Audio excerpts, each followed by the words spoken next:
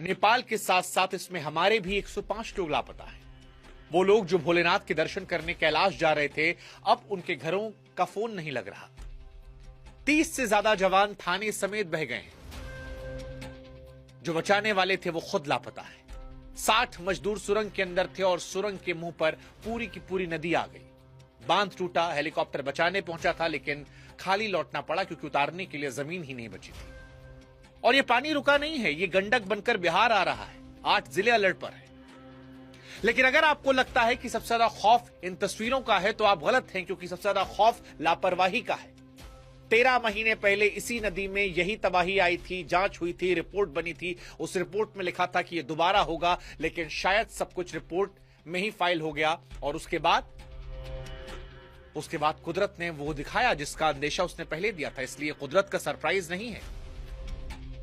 नेपाल जो झेल रहा है वो डिक्लेयर की गई मौत है, बस तारीख आनी बाकी थी। और इसीलिए आज सवाल नेपाल की इस त्रासदी को लेकर है कि जब सब कुछ पता था तो सैकड़ों जिंदगियां उस रास्ते पर किसने छोड़ी? क्या यह प्राकृतिक आपदा है या फिर इसके लिए जिम्मेदार हैं हम? नमस्कार, मैं हूं शुभांकर मिश्रा और आज नेपाल के लिए सारी दुनिया दुआएं कर रही है। लेकिन दुआओं के साथ साथ आज हम ये समझेंगे कि यह पानी आया कहां से। 13 महीने पहले जब वार्निंग दी गई थी तो फिर उससे सबक क्यों नहीं लिया गया? 26 अगस्त बुधवार सुबह करीब 8:30 बजे तिब्बत की तरफ से लेंदे नदी में कुछ होता है, गड़गड़ाहट। चश्मदीद बताते हैं कि ऐसी आवाज आई जैसे ज्वालामुखी फटा हो। और यह नदी नीचे आकर कहलाती है भोटे कोशी। वहां से चली तो सीधे उस दरवाजे पर पहुंची जहां से नेपाल चीन का सारा व्यापार गुजरता है। फिर वहीं पर बॉर्डर पर वो दरवाजा जहां से भोलेनाथ के यात्री तिब्बत में घुसते हैं, कैलाश जाते हैं।